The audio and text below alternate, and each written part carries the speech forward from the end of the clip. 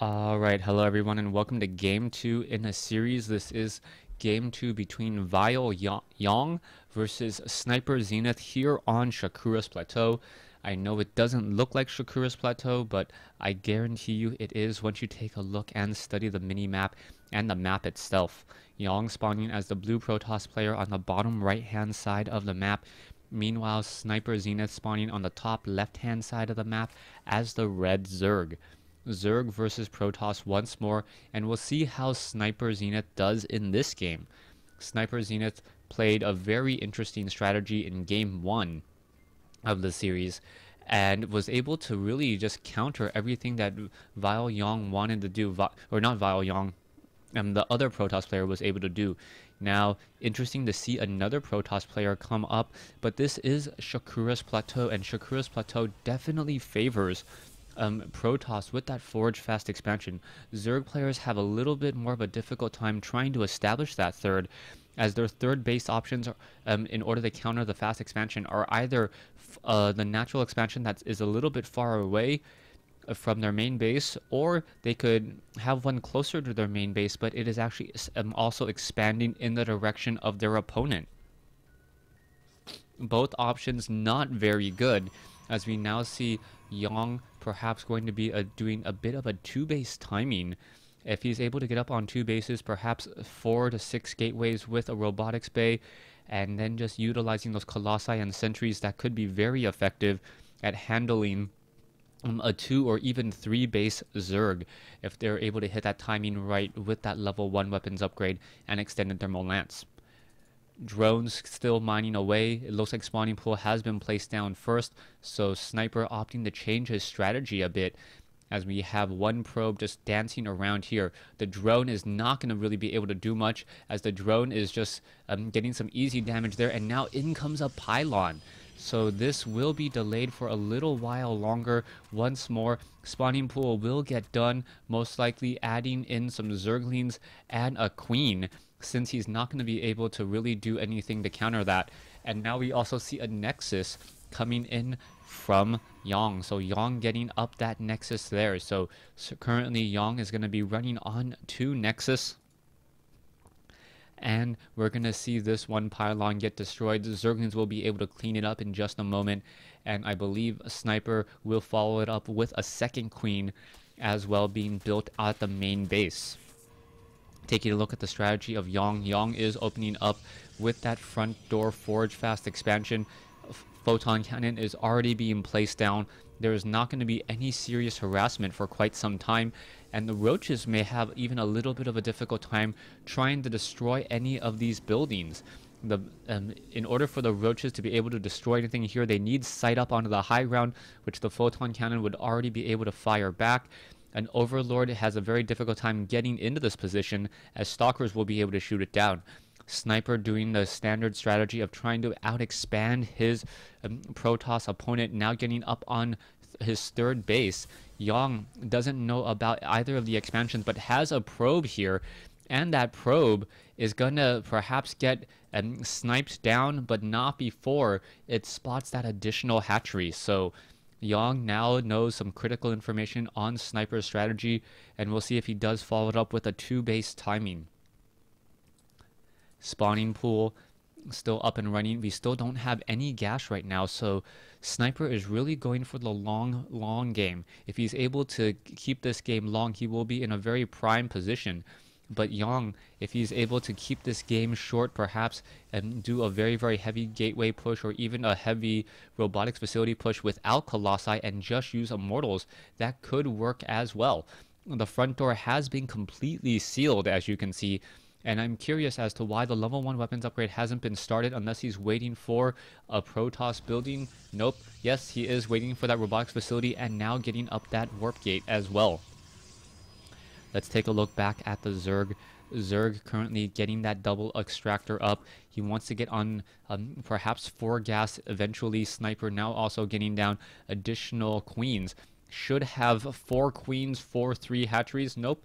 I'm only going to have 3 queens for 3 hatcheries. That means that his creep tumor spread is going to be rather weak. He's not going to have an early warning system, and he's not going to have the speed bonus for his roaches in order to perhaps intercept and meet and kite a little bit of the units. Harvester count is 39 versus 35, but that number is just going to continue to drone, and now Sniper has to be careful. He needs to get scouting information. He needs to know what his opponent's trying to do, as level 1 weapons upgrade is getting started. And we are now going into a Warp Prism. So a Warp Prism, an interesting play. I don't know what he's trying to follow this up with. Normally, Protoss units want to be in mass. They have strong individual units, but Zerglings can easily surround both Zealots and Stalkers and take them down. Roaches are very cost efficient in terms of the early game, but they do tend to fall off a little bit later on. Chrono Boost now, one more Chrono Boost now being used on that Cybernetics core. I don't think it was really needed, but we'll see what's going to happen here as the Warp Gate, as all the gateways should be turning into Warp Gates in just a moment. Picking up a final probe into that Warp Prism, so he's going to now perhaps do a little bit of a cheese play, but the Zergling will spot that Warp Prism flying by. The Warp Prism is in plain sight here, not doing anything too tricky, as the Warp Prism going to be perhaps unloading Stalkers and then also warping in a pylon. So there we go, warping in a pylon here. What is this about? And now that Warp Prism also has Stalkers in there. We could be...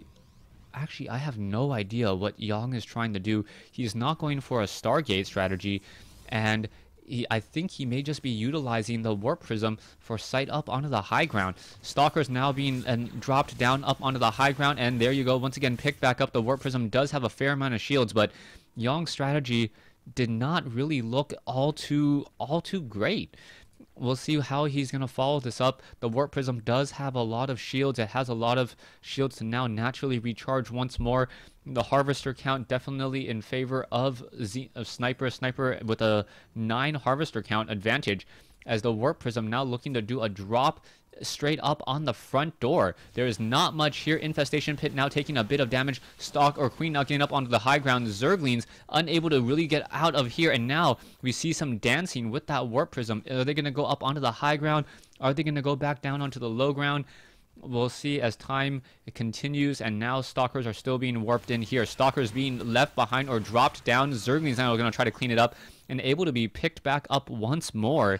And those Stalkers really getting a lot of their damage naturally, or just mitigating a lot of that damage by picking up all of those units instantaneously, letting those shields recharge, and then dropping them back down. This is almost like medevac play, except that the Stalkers are recharging their hit points while inside the Warp Prism. Taking a look at the bases, Vile Yang is now just starting to macro up much more heavily. The Colossi... all the Stalkers are warping in along the backside here. We are getting blink, and with that and the Colossi can provide sight up onto the high ground. All the Stalkers will simply blink forward, and you're going to have a very large army inside the base. Vile Yang is pretty much putting all his eggs in this 2-base basket, and if it is successful, he can end the game early. Zerglings is now trying to move out. We'll see whether or not the Zerglings are going to be able to test that front door. Level 1 armor upgrades about to be completed. Level 2 missile upgrades just getting started. We are getting pathogen glands and infestors, but will they come out in time is the key question. Stalkers now in position. You can see that the creep tumor does spot the pylon and the other units. All those Zerglings are now desperately running back. Roaches trying to get up there as the Stalkers are now up on the high ground already. Colossus, Roaches now trying to engage. Warp Prism moving the home field advantage all across the map. Vile Yang with a massive army inside the base of Sniper, and the Roaches trying their best. A fungal growth does go down. Spinecrawler not going to do very much as the Roaches still backing off here. Colossi dealing a lot of damage with that superior range. Do they have the... Yes, they do have that extended thermal lance range. Roaches getting destroyed, and the main layer will fall in just a second. Taking a look at the army of the Protoss significantly stronger, as this massive Roach army is not very expensive. Roach is now trying to charge their way in once more. Infestor's going to get off some fungal growths, perhaps. No fungals coming in across. Corruptor's now trying to engage, but Vile Yang just doing a great job peeling back with all of those Stalkers, and that is absolutely huge. Stalkers just getting complete destruction on this Protoss arm, or from this Protoss army, and Sniper Zenith is forced to say GG. So Sniper Zenith, who had a significant drone and harvester advantage for much throughout the game, was simply not ready for this timing attack from Yong. Yong hit this timing absolutely perfectly. I don't think you understand how well this timing was. He had 1-1 upgrades on his Stalkers, on his Colossi. The Colossi came in from a position that is not normal, as since the destructible rocks were removed on the back door. And also, he did not allow Zenith to just get a license to drone.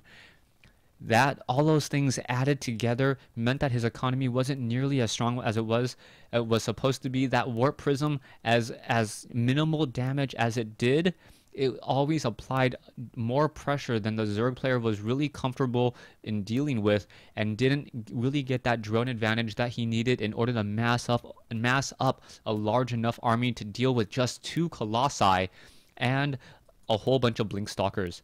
Thanks for watching. Thanks for listening. Hope you guys enjoyed Game 2.